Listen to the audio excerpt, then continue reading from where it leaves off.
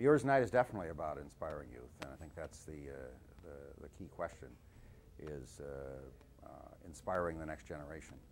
However, it's not just about inspiring youth. I mean, a lot of us are youthful at heart, and it's inspiring all of us to think about the future. You know, I'm reminded of my special assistant, Jack Boyd, who's, I believe, 81 or 82. Comes into work every day. He's here tonight with grandkids, and he's the most youthful person I know.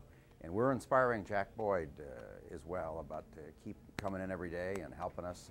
He started working for our predecessor agency, NACA, in 1947. So several years before I was born, although not too many years before I was born. But that's, you know, so the inspiration is about youth. It's the youth in all of us.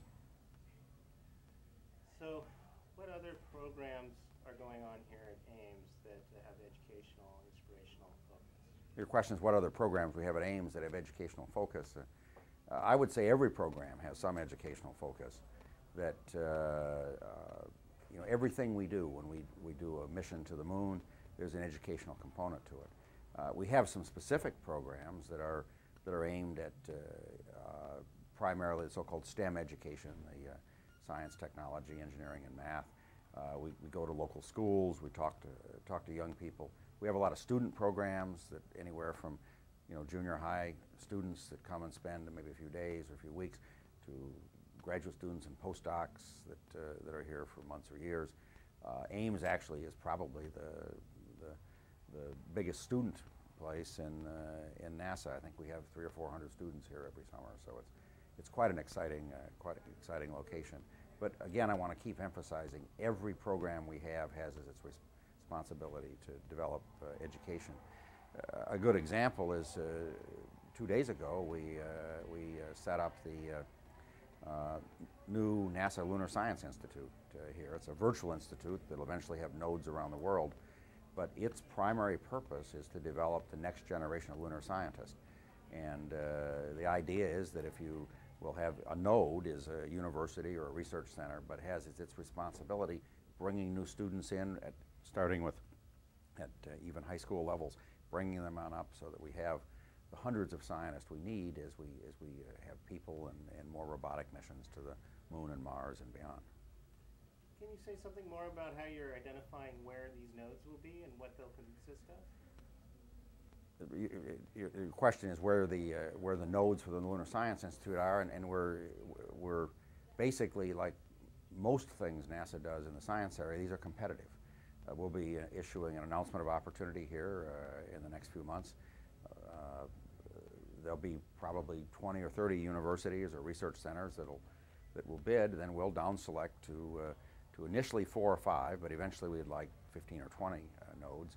We're also talking to various partners around the world in places like South Korea, Britain, Canada, Japan, and other places to see if they want to set up their own node that would be linked to this.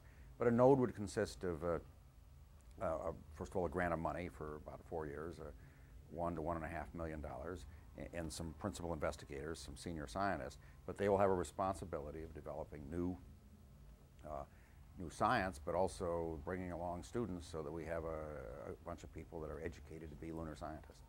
And it's science about not just the, you know, it's science of the moon, the fact that it was formed late in the formation of the Earth. We science on the moon, how to life work on lunar surface, and we science from the moon, things like astronomy and Earth observation. So it's going to be pretty exciting. And what are you most excited about? Projects you're working on now and will be working on in the near future?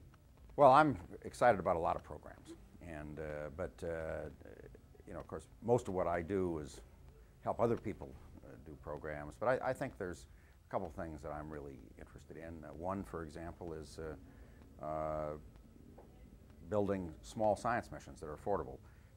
We've just had announced the LADEE mission. It's a lunar dust and residual atmosphere mission.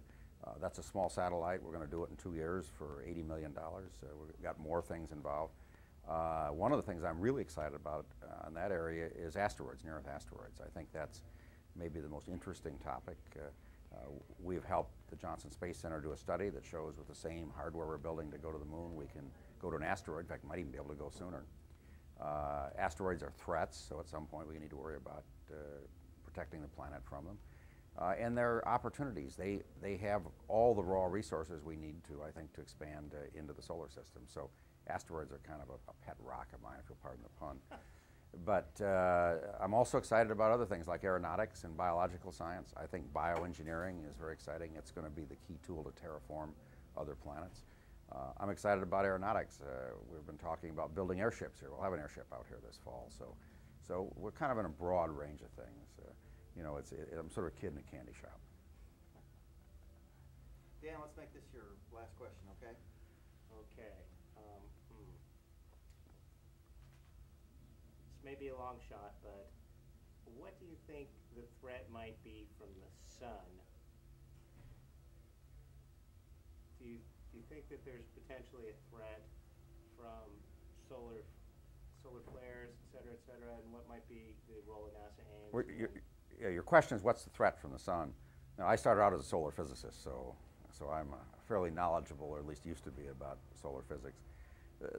The sun itself, I mean, you know, it's for everything we understand, it's not likely to go nova or have really major outbursts. We study a lot of stars like the sun. So as far as a threat where, you know, that you could imagine a solar outburst that would destroy the Earth, I can't say it's impossible, but anything we understand about physics is very unlikely. However, the sun does dominate the solar system. It's a source of energy and particles and so on. And clearly, as we become more and more reliant on space, and as we expand into space, if we don't understand the weather, you know, we do it at our own risk. You know, when you look at exploration and settlement in the past, that people that kind of ignored that it can get really cold or really bad weather suffered and often perished. So I think the sun is most important is its role in dominating the environment. And there are other more subtle effects. I mean, the sun clearly plays a significant role in climate change. And if we're going to really address what humans have done and how to fix that, we need to understand how much is natural and how much is man-made, and what's going on with the sun. I mean, a few tenths of a percent of increase in solar energy is a big one, and it has as much of an impact, clearly, as doubling the carbon dioxide in the atmosphere. So these are the kind of things that are important to understand. So I mean, I remain a solar physicist and think we need to understand it, but I don't see the sort of catastrophic effect that maybe a large meteor impact would have. And if you would just close with a strong close, inviting people to contact you or get involved or visit the website or whatever it might be. Well, I'd like to just invite everyone that you know, come and visit NASA Ames, visit our website, join us. It's an exciting place. You know, there's 9 other places in NASA that are exciting too. So this is a participatory effort. We want you, we need you, we have to have you.